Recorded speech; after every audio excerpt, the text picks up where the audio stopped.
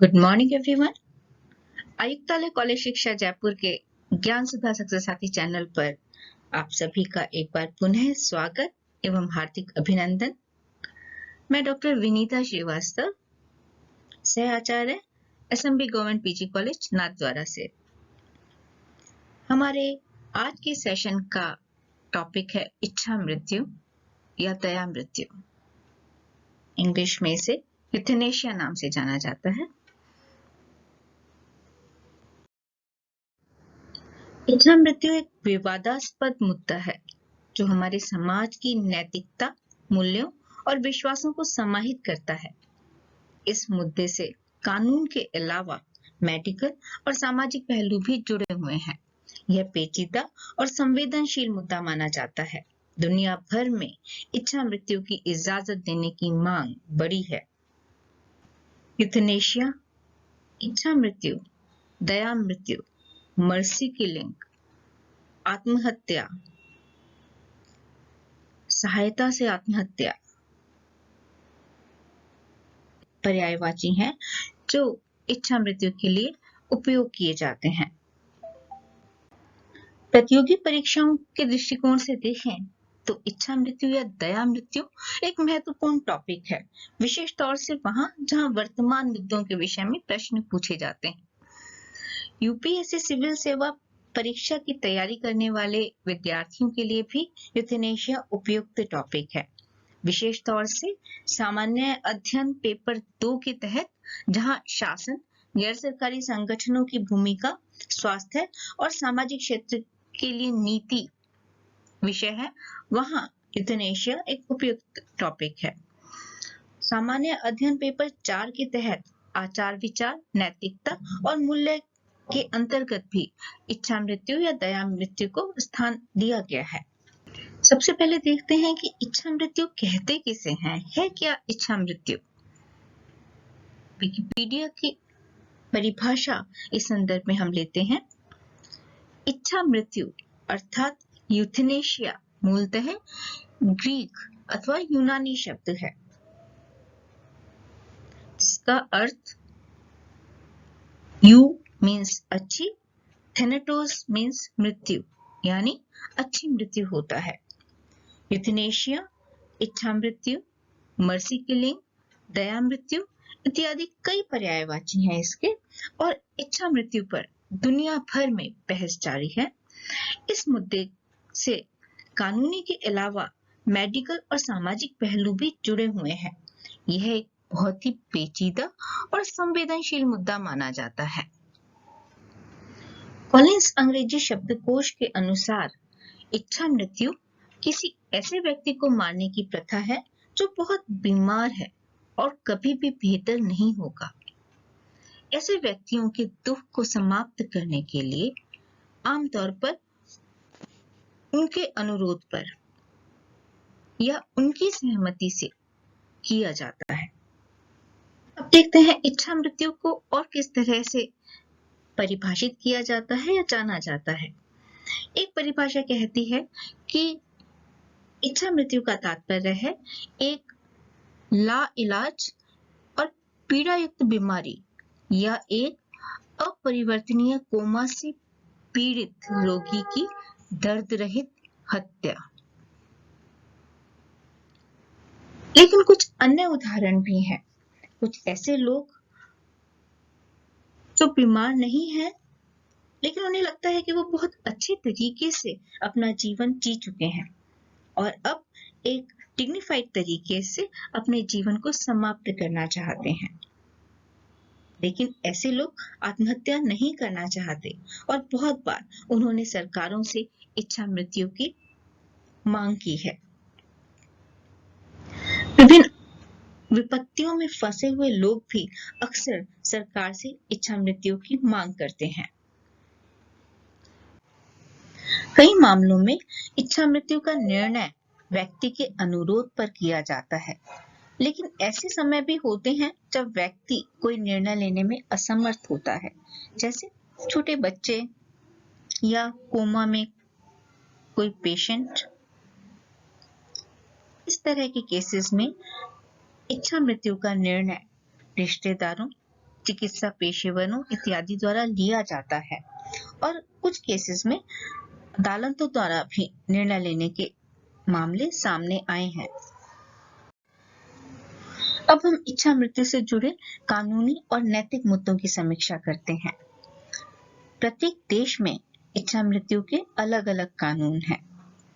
Medical ethics पर British House of Lords select committee ने इच्छा मृत्यु को एक जानबूझकर हस्तक्षेप के रूप में परिभाषित किया है, जो कि असहनीय पीड़ा को दूर करने के इरादे से एक जीवन को समाप्त करने के लिए किया जाता है। नीदरलैंड और बेल्जियम में इच्छा मृत्यु को एक मरीज के अनुरोध पर एक डॉक्टर द्वारा जीवन की समाप्ति के रूप में समझा जाता है। डच कानून हालांकि इच्छा मृत्यु शब्द का उपयोग नहीं करता है, लेकिन इसे सहायता प्राप्त आत्महत्या और अनुरोध पर जीवन की समाप्ति की व्यापक परिभाषा के तहत शामिल करता है। मार्च 2021 तक मानव इच्छा मृत्यु Netherland, Belgium, Colombia, Luxembourg, Western Australia, Canada और स्पेन में कानूनी है।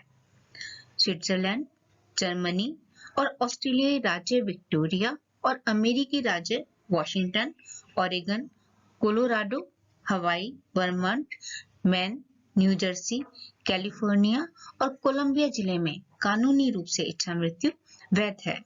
साउथ कोरिया में भी इच्छा मृत्यु को वैध किया गया है। फिनलैंड, भारत और आयरलैंड में सक्रिय इच्छा मृत्यु कानूनी नहीं है, हालांकि निष्क्रिय इच्छा मृत्यु कानूनी है। जहां तक चिली का सवाल है, यहाँ सक्रिय इच्छा मृत्यु या सहायता प्राप्त आत्महत्या कानूनी नहीं है, हालांकि निष्क्रिय इच्छा मृत्यु कानूनी है। यदि जापान की बात करें तो वर्तमान में जापान में सक्रिय और निष्क्रिय इच्छा मृत्यु को लागू करने के लिए एक अस्थायी कानूनी ढांचा है। जापान में सक्रिय इच्छा मृत्यु के लिए 4 शर्तें पूरी करना आवश्यक है। पहला, रोगी को असहनीय शारीरिक दर्द होना चाहिए। दूसरा, मृत्यु अवश्यंभावी और निकट प्रतीत होनी चाहिए। तीसरा, रोगी की सहमति होनी चाहिए। और चौथा, चिकित्सक के पास दर्द निवारण के अन्य सभी उपाय अप्रभावी हो जाएं। तो ऐसी स्थिति में जापान में सक्रिय इच्छा मृत्यु की स्वीकृति प्रदान की गई है। इच्छा मृत्यु को 2 श्रेणियों में विभाजित किया जाता है, सक्रिय इच्छा मृत्यु और निष्क्रिय इच्छा मृत्यु। किसी लाइलाज और पीड़ादायक बीमारी से जूझ रहे व्यक्ति को निष्क्रिय रूप से इच्छा मृत्यु दी जाएगी। इसका मतलब यह है कि जीवन रक्षक उपायों जैसे दवाई, डायलिसिस, वेंटिलेटर इत्यादि को बंद कर दिया जाए अथवा रोक दिया जाए। इसमें पीड़ित स्वयं को मृत्यु को प्राप्त होगा। दूसरी ओर एक्टिव इच्छा मृत्यु, एक्टिव यूथनेशिया या सक्रिय इच्छा मृत्यु वह है जिसमें चिकित्सक, पेशेवर या कोई अन्य व्यक्ति कुछ जानबूझकर ऐसा करते हैं जो मरीज के मरने का कारण बनता है। सरल शब्दों में सक्रिय और निष्क्रिय इच्छा मृत्यु के बीच के अंतर को मरने और हत्या के बीच के अंतर के रूप में देखा जा सकता है। इच्छा मृत्यु को अलग अलग तरीकों से वर्गीकृत किया जाता है, जिसमें स्वैच्छिक, गैर स्वैच्छिक या अनैच्छिक शामिल है। कुछ देशों में स्वैच्छिक इच्छा मृत्यु कानूनी है।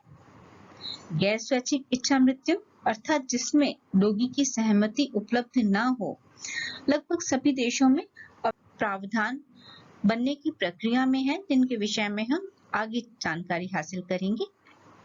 अनैच्छिक इच्छा मृत्यु सहमति के बिना या रोगी की इच्छा के खिलाफ अगर हो तो सभी देशों में अवैध माना जाता है और आमतौर पर इसे हत्या माना जाता है। गैर स्वैच्छिक इच्छा मृत्यु जिसमें रोगी की सहमति उपलब्ध ना हो, ऐसे केसेस में हो सकती है जहां पेशेंट या रोगी एक छोटा सा बच्चा हो या कोई ऐसा व्यक्ति हो जो कोमा में हो और जो निर्णय लेने की क्षमता न रखता हो, ऐसी स्थिति में निर्णय लेने का अधिकार कुछ विशेष प्रावधानों के तहत परिवार के सदस्यों या कुछ अन्य लोगों को दिया जा सकता है और कुछ केसेस में कोर्ट्स भी इस बारे में निर्णय ले सकते हैं। इथनेशिया या इच्छा मृत्यु दुनिया भर में एक बहुत बहस का विषय रहा है। हाल ही में नीदरलैंड और इंग्लैंड के इच्छा मृत्यु की घटनाओं की अनुमति के कारण यह बहस महत्वपूर्ण हो गई है। परिणाम स्वरूप दुनिया भर के कई राष्ट्र अब गर्मजोशी से बहस कर रहे हैं कि डच उदाहरण का पालन किया जाए या नहीं। हाल ही में अरुणा शानबाग मामले में हमारे सर्वोच्च न्यायालय ने इस बिंदु पर अपना निर्णय दिया है और भारत में निष्क्रिय इच्छा मृत्यु की अनुमति दी है। अब हम देखते हैं कि विभिन्न धर्म इच्छा मृत्यु के विषय में क्या कहते हैं और इस संदर्भ में भारत में प्रचलित 4 प्रमुख धर्मों के विषय में हम बात करेंगे। हिंदू, मुस्लिम, सिख और ईसाई धर्म। हिंदू धर्म में इच्छा मृत्यु पर 2 तरह के विचार हैं। एक विचार कहता है कि एक दर्दनाक जीवन को समाप्त करने में मदद करके एक व्यक्ति एक अच्छा काम कर रहा है और इसीलिए अपने नैतिक दायित्वों को पूरा कर रहा है। वहीं दूसरा मत कहता है कि एक व्यक्ति जीवन को समाप्त करने में मदद करके, भले ही यह पीड़ा से भरे व्यक्ति की हो, मृत्यु और पुनर्जन्म के चक्र को परेशान कर रहा है, डिस्टर्ब कर रहा है। यह करना एक बुरी बात है और इच्छा मृत्यु में शामिल लोगों को रोगी के शेष कर्म को वहन करना पड़ेगा। इसी तर्क से पता चलता है कि जीवन समर्थन मशीनों पर एक व्यक्ति को कृत्रिम रूप से जीवित रखना भी एक बुरी बात होगी। हालांकि उपचार में एक अस्थायी प्रयास के रूप में एक जीवन समर्थन मशीन का उपयोग एक बुरी बात नहीं होगी। आदर्श मृत्यु एक सचेत मृत्यु है और इसका मतलब है कि यदि वे मानसिक सतर्कता को कम करते हैं तो प्रशामक उपचार एक समस्या होगी। मुसलमान इच्छा मृत्यु के खिलाफ हैं। उनका मानना है कि सभी मानव जीवन पवित्र हैं क्योंकि यह अल्लाह द्वारा दिया गया है और यह अल्लाह चुनता है कि प्रत्येक मनुष्य कब तक जीवित रहेगा। इंसान को इसमें दखल नहीं देना चाहिए। इच्छा मृत्यु और आत्महत्या इस्लाम में हत्या के कारणों में शामिल नहीं है। इस्लाम के तहत आत्महत्या और इच्छा मृत्यु की स्पष्ट मनाही है। कहा गया है कि न्याय के अलावा जीवन को न लें। जीवन को अल्लाह ने पवित्र बनाया है। कहा गया है कोई भी व्यक्ति अल्लाह की आज्ञा और नियत अवधि के अलावा कभी नहीं मर सकता है। ये निर्देश है कि खुद को नष्ट मत करो। निश्चित रूप से अल्लाह सदा आप पर दया करता है। लेकिन कुछ इस्लामिक संस्थाएं हैं जो इच्छा मृत्यु के विषय में कुछ लचीला मत रखती हैं। उनका मानना है कि अगर कोई रोगी सघन शिथिल अवस्था में है तो उसकी जिंदगी को जबरदस्ती खींचना कोई अच्छी बात नहीं है। यदि जिंदगी की कोई होप नहीं है तो ऐसी स्थिति में जिंदगी को जबरदस्ती खींचने वाली प्रक्रियाओं को डॉक्टर्स के द्वारा रोका जा सकता है। Islamic medical association of America, जिसे ईमाना नाम से भी जाना जाता है, कहती है कि जब मृत्यु अपरिहार्य हो जाती है, जैसा कि चिकित्सकों द्वारा निर्धारित किया जाता है, तो रोगियों को अनावश्यक प्रक्रियाओं के बिना मरने की अनुमति दी जानी चाहिए। जबकि एक जीवन समर्थन को बंद करने की अनुमति है। कुछ दर्द निवारक दवाओं के उपयोग के साथ जल्दबाजी में मृत्यु की अनुमति नहीं है, क्योंकि यह इच्छा मृत्यु के बराबर होगा। ईसाई ज्यादातर इच्छा मृत्यु के खिलाफ हैं। उनका तर्क है कि जन्म और मृत्यु जीवन की उन प्रक्रियाओं का हिस्सा है जो ईश्वर ने बनाई है, इसलिए हमें उनका सम्मान करना चाहिए।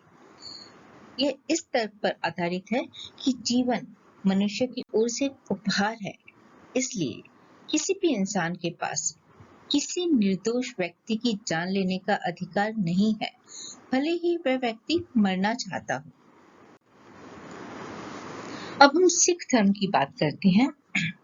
सिख अपने धर्म ग्रंथों, गुरु ग्रंथ साहिब और सिख आचार संहिता, जिसे रहित मर्यादा या रूल्स ऑफ लाइफ भी कहा जाता है, की शिक्षाओं से बड़े पैमाने पर अपनी नैतिकता प्राप्त करते हैं। सिख गुरुओं ने भगवान की योजना में हस्तक्षेप के रूप में आत्महत्या और विस्तार देखें तो इच्छा मृत्यु को अस्वीकार कर दिया है।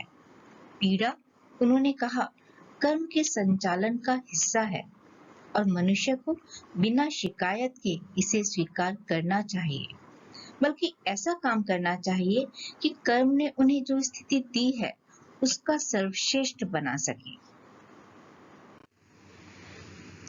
इच्छा मृत्यु को समझने के लिए आवश्यक है कि हम कुछ महत्वपूर्ण शब्दों या वाक्यांशों के विषय में समझ हासिल करें।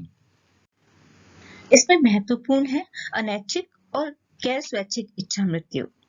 कुछ नैतिकतावादी अनैच्छिक इच्छा मृत्यु और गैर स्वैच्छिक इच्छा मृत्यु रूपों के बीच अंतर करते हैं। अनैच्छिक इच्छा मृत्यु, जिसमें रोगी की इच्छाओं के खिलाफ इच्छा मृत्यु का निर्णय लिया जाता है, और गैर स्वैच्छिक इच्छा मृत्यु के अंतर्गत मरीजों की सहमति के बिना इच्छा मृत्यु का निर्णय लिया जाता है, लेकिन इसमें मरीजों की इच्छाएं अज्ञात रहती हैं। स्थायी शिथिल अवस्था, जिसे अंग्रेजी में persistent vegetative state कहा जाता है, भी इच्छा मृत्यु के संदर्भ में बहुत महत्वपूर्ण फ्रेज है। मस्तिष्क की शिथिलता की एक स्थायी स्थिति, जिसमें व्यक्ति जागरूकता के कोई संकेत नहीं दिखाता, स्थायी शिथिल अवस्था कही जाती है। इच्छा मृत्यु के परिदृश्य में एक जीवित वसीयत या लिविंग विल भी महत्वपूर्ण दस्तावेज है। एक जीवित वसीयत एक लिखित दस्तावेज है, जिसके माध्यम से एक मरीज चिकित्सा उपचार के बारे में अग्रिम रूप से अपने स्पष्ट निर्देश दे सकता है, जब वह बीमारी की चरम स्थिति में है या जब वह सूचित सहमति व्यक्त करने में सक्षम नहीं है। एक तरह से ये प्रॉपर्टी विल की तरह ही है। प्रॉपर्टी विल बताती है कि प्रॉपर्टी का किस तरह से डिस्पोजल किया जाए या वितरण किया जाए उस समय जब व्यक्ति जीवित अवस्था में नहीं है। इसी तरह से एक जीवित वसीयत एक लिखित दस्तावेज है, जो बताती है कि जब व्यक्ति इस तरह की स्थिति में पहुंचे जब वह अपना डिसीजन या सहमति व्यक्त करने में सक्षम नहीं हो और बीमारी की एक्सट्रीम स्थिति में हो, तो उस समय क्या किया जाए, किस तरह से उपचार दिया जाए, कब उपचार को विड्रॉ किया जाए, ये सब स्पष्ट निर्देश वह लिखित में अपने जीवित वसीयत या लिखित विल में दे सकता है। भारत में इच्छा मृत्यु संबंधी कानून बनने की प्रक्रिया में अरुणा शानबाग प्रकरण एक बहुत महत्वपूर्ण प्रकरण है। आइए अब हम इसके बारे में जानकारी प्राप्त करते हैं। अरुणा शानबाग मुंबई के केईएम अस्पताल में नर्स थीं। 27 नवंबर 1973 को एक वार्ड बॉय द्वारा उन पर बेरहमी से हमला किया गया था। नृशंस हमले के परिणाम स्वरूप वह कोमा में चली गईं और लगभग 42 वर्षों तक लगातार स्थायी शिथिल अवस्था में रहीं और इसी अवस्था में उनकी मृत्यु हो गई।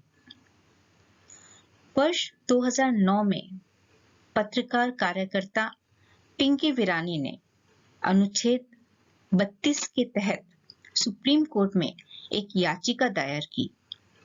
दया हत्या को वैध बनाने की मांग की ताकि अरुणा की पीड़ा को चिकित्सा सहायता वापस लेने के द्वारा समाप्त किया जा सके। लेकिन केईएम की अस्पताल की नर्सों ने मामले में जवाबी याचिका दायर कर दी, जिसमें दया हत्या का विरोध किया गया क्योंकि वे अरुणा की देखभाल कर खुश थीं। वर्ष 2011 में सुप्रीम कोर्ट ने निष्क्रिय इच्छा मृत्यु के लिए दिशा निर्देश जारी किए, लेकिन अरुणा शानबाग केस में इन निर्देशों का कोई उपयोग नहीं किया जा सका। निमोनिया के कारण मई 2015 में अरुणा की मृत्यु हो गई। भारत में इच्छा मृत्यु को वैध बनाने में मील के पत्थर साबित हुए कुछ केसेस के बारे में अब हम जानकारी प्राप्त करते हैं। इसमें महत्वपूर्ण है एनजीओ कॉमन कॉज द्वारा 2005 में दायर जनहित याचिका। इस याचिका में निष्क्रिय इच्छा मृत्यु के लिए प्रमाणीकरण की मजबूत व्यवस्था और भारत में लिविंग विल के लिए कानूनी मान्यता की मांग की गई थी। इसी कड़ी में अरुणा शानबाग केस भी बहुत महत्वपूर्ण है। अरुणा शानबाग की ओर से 2009 में भारत के सर्वोच्च न्यायालय में पिंकी वीरानी द्वारा एक जनहित याचिका दायर की। उसे तर्क दिया कि अरुणा का निरंतर अस्तित्व उसके सम्मान से जीने के अधिकार का उल्लंघन है।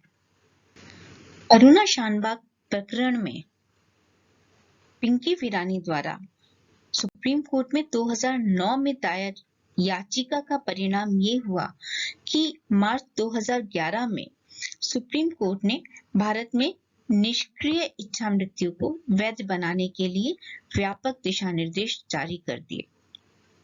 दिशा निर्देशों के अनुसार निष्क्रिय इच्छा मृत्यु के लिए निर्णय माता पिता, पति या पत्नी या अन्य करीबी रिश्तेदार द्वारा लिया जाना चाहिए। अगर इनमें से कोई भी उपस्थित नहीं है तो ऐसी स्थिति में निर्णय किसी करीबी दोस्त द्वारा लिया जाना चाहिए। अब अरुणा शानबाग केस में कोर्ट ने पिंकी वीरानी को अरुणा का करीबी दोस्त नहीं माना, वरन अरुणा का करीबी दोस्त उन नर्सिस को माना गया जो वर्षों से अरुणा की देखभाल कर रही थीं और उन नर्सिस के निर्णय का, उनके विचार का सम्मान कोर्ट द्वारा किया गया और अरुणा को निष्क्रिय इच्छा मृत्यु देने से इनकार कर दिया गया। इस निर्णय के लिए संबंधित उच्च न्यायालय से अनुमोदन की आवश्यकता है। कुल मिलाके अगर निष्क्रिय इच्छा मृत्यु के लिए निर्णय परिवार के सदस्यों द्वारा लिया जाता है या करीबी रिश्तेदारों द्वारा लिया जाता है तो इस निर्णय का संबंधित उच्च न्यायालय से अनुमोदन प्राप्त करने की आवश्यकता होती है। कुल मिलाकर देखें तो क्या रहा भारत में इच्छा मृत्यु के बारे में। इंजेक्शन देकर सक्रिय इच्छा मृत्यु भारत में अवैध मानी गई।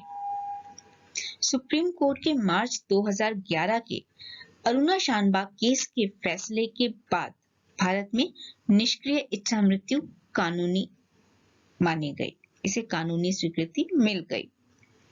मार्च 2018 से सख्त दिशा निर्देशों के तहत भारत में निष्क्रिय इच्छा मृत्यु कानून आ गया।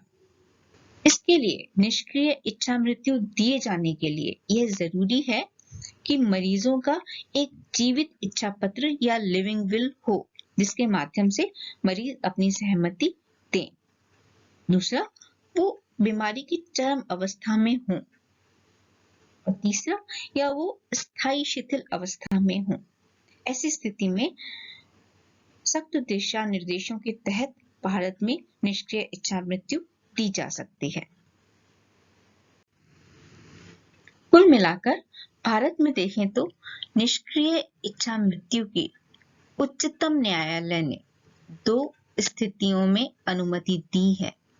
पहला, ब्रेन डेड मरीज जिससे वेंटिलेटर को बंद किया जा सकता है, और दूसरा लगातार स्थायी शिथिल अवस्था, जिसे परसिस्टेंट वेजिटेटिव स्टेट भी कहा जाता है, जहां फीड या पानी को घटता हुआ या हटाया हुआ किया जा सकता है। साथ ही दर्द निवारक तत्वों को भी जोड़ा जा सकता है। तो बहस अभी जारी है इच्छा मृत्यु के बारे में, भारत में भी और विश्व के विभिन्न देशों में भी। क्या वैध करें, क्यों वैध करें, कानूनी रूप से क्या परिवर्तन लाएं? क्या गारंटी है कि इच्छा मृत्यु कानूनों का दुरुपयोग नहीं किया जाएगा? इतने सारे पक्षों और विपक्षों के साथ हम सभी इच्छा मृत्यु के बारे में एक अलग राय रख सकते हैं। और जहां तक इच्छा मृत्यु का संबंध है, निकट भविष्य में हर संभावना है कि हम कानूनी परिदृश्य में विभिन्न परिवर्तनों का अवलोकन करेंगे। तो स्टूडेंट्स, इस सेशन में हमने समझा इच्छा मृत्यु किसे कहते हैं, इच्छा मृत्यु, दया मृत्यु, assisted suicide, physician assisted suicide, euthanasia, इन सब का क्या तात्पर्य है, कानूनी रूप से भारत में और विश्व के विभिन्न देशों में इसको लेकर क्या स्थिति है, सक्रिय और निष्क्रिय इच्छा मृत्यु किसे कहते हैं, voluntary, non voluntary and involuntary इच्छा मृत्यु में क्या भेद है, और साथ ही हमने देखा कि भारत में इच्छा मृत्यु को लेकर किस तरह से और क्या कानून आए हैं। आशा करती हूँ कि ये सेशन आपके लिए महत्वपूर्ण रहा होगा और कुछ नई चीजें आपने इस सेशन के तहत सीखी होंगी। तो यहाँ मैं अपने सेशन को विराम देती हूँ। All the best to you for your future. Thank you.